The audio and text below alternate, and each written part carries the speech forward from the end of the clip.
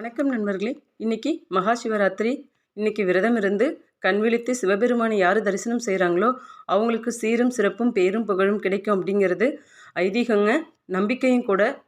அது மட்டும் இல்லாமல் இன்னைக்கு தெரிஞ்சு செய்கிற தப்பு தெரியாமல் செய்கிற தப்புன்னு இருக்குங்க. தெரிஞ்சே செய்கிற தப்பும் இன்னைக்கு அவர் கண் விழித்து நீங்கள் மனசுருகி வேண்டும் போது நம்மளை விட்டு விலகும் அப்படிங்கிறது நம்ம சாஸ்திரத்தில் சொல்லப்பட்டிருக்குது. அது மட்டும் இல்லாமல் 4 கால பூஜை இருக்குங்க. 4 கால பூஜையிலையும் ஒரு சிறப்பு இருக்குங்க. ஒவ்வொரு கால பூஜையும் ஒவ்வொருத்தவங்க பண்ணியிருக்காங்க. முதல் கால பூஜை 6 to 9 பிரம்மதேவன் பண்ணியிருக்காரு. 2ஆம் காலம் விஷ்ணு பகவான் பண்ணியிருக்காரு. 3ஆம் காலம் அம்மையும் அப்பனுமா காட்சி கொடுக்க அம்மை பார்வதி தேவி பூஜை பண்ணியிருக்காங்க.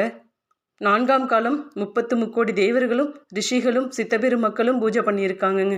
இந்த 4 கால பூஜையும் நம்ம ஒரு 10 ரூபாய்க்கு வில்வத்தை வாங்கி மனசுருகி கண் விழித்து சிவபுராணம் பாடி அவரை எதுவுமே தெரியலையா ஓம் நமச்சிவாயா அப்படின்னு சொல்லி நீங்கள் மனசுருகி வேண்டுனீங்கன்னா நீங்கள் செய்த பாவங்கள் நம்ம பிடித்திருக்க அனைத்தும் போகும் அப்படிங்கிறது நம்ம சாஸ்திரம் சொல்லியிருக்கு. நமக்கு சீரும் சிறப்பும் பேரும் புகழும் கிடைக்கும், செல்வங்கள் கிடைக்கும் அப்படிங்கிறது ஐதீகங்க, நம்பிக்கைங்க. அது மட்டும் இல்லாமல் ஆண்கள் விரதமிருந்து சிவபெருமானை தரிசனம் செய்தால் தொழில் முன்னேற்றமடையும், வேலையில் இருக்கும் தடைகள் விலகும்.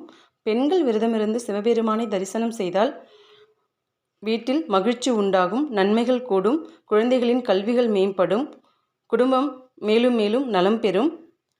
கணவன் மனைவி இருவரும் விரதமிருந்து சிவபெருமானை தரிசனம் செய்தால் மன வேற்றுமைகள் விலகி ஒற்றுமை உண்டாகும், கருத்து வேறுபாடுகள் விலகும். அனைவரும் பயன்பெறுங்கள். சிவன் ராத்திரி நல்வாழ்த்துக்கள். சிவனருள் பெறுக. நன்றி, வணக்கம்.